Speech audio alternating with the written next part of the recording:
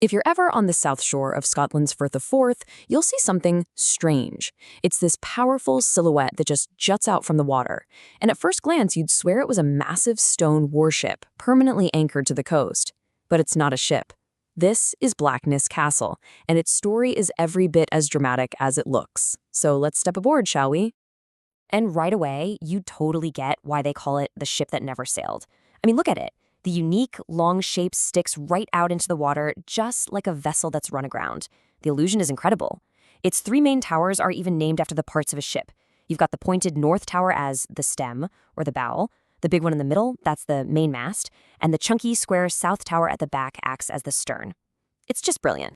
So, what's the deal? Why on earth does a 15th century fortress look like a battleship?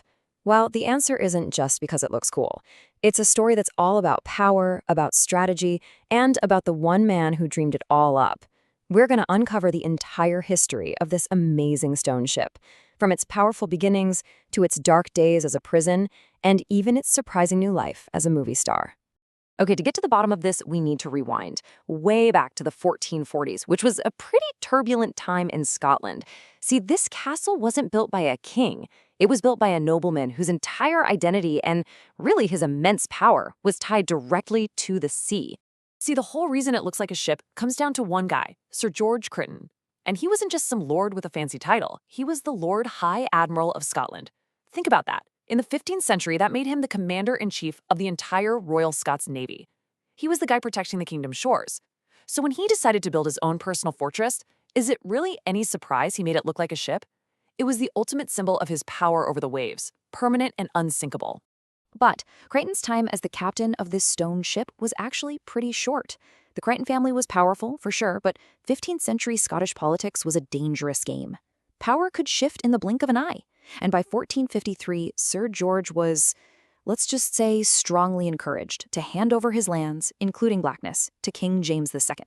And from that point on, it became a royal fortress, which sent it on a whole new course toward military might, leading to massive upgrades in the 1530s to get it ready for the age of cannons.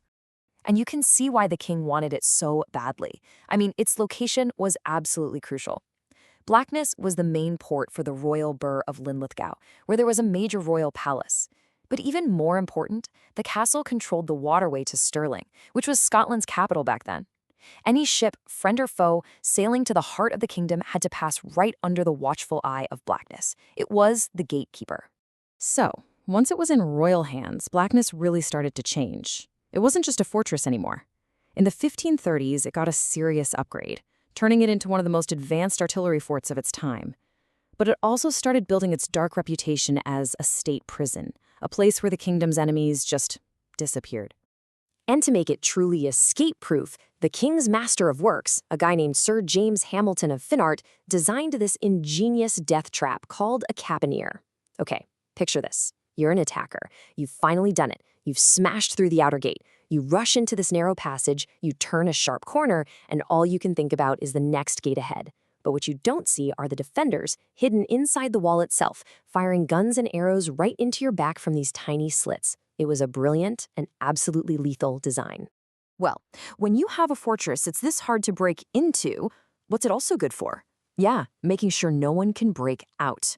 Blackness became the perfect high-security prison, and the list of people locked up here is like a who's who of Scottish history. We're talking disgraced cardinals, powerful earls who ticked off the king, religious rebels, you name it. The walls of Blackness held so many stories of power and, of course, profound suffering. But here's the thing. Life as a prisoner at Blackness depended entirely on who you were. If you were a high-status guy like Cardinal David Beaton, you'd be held in the central main mast tower. It was more like house arrest, really. He was treated like a guest, had his own servants, his family could even stay nearby. But for common prisoners, like the Covenanters, who were religious dissenters, it was a whole different world, a world of pure misery. For them, there was the pit prison, down in the stem tower. And this wasn't a room, it was a hole. The only way in or out was a hatch in the ceiling. No light, no toilet. And twice a day, every single day, the freezing seawater from the Firth would surge through a grate and flood the floor. Sure, it washed away the filth, but it left the prisoners constantly damp, cold, and in total darkness. It was a truly horrific way to exist. You might think the story kind of peters out after the Middle Ages, But you'd be wrong. Blackness had a whole other life as warfare evolved.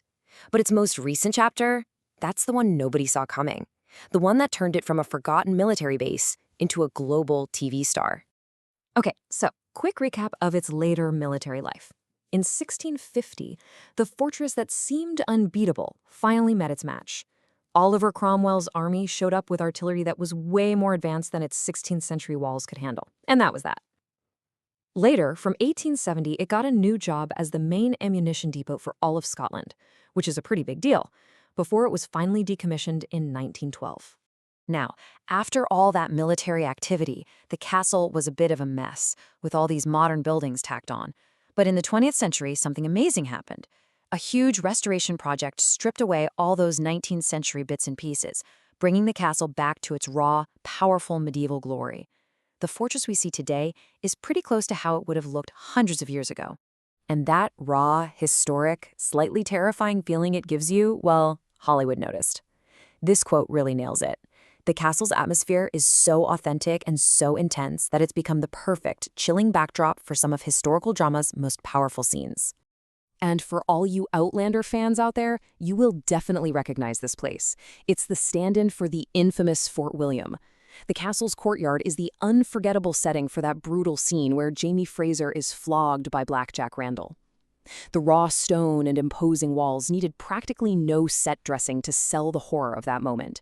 And that global exposure has really given the castle a whole new chapter in its long story.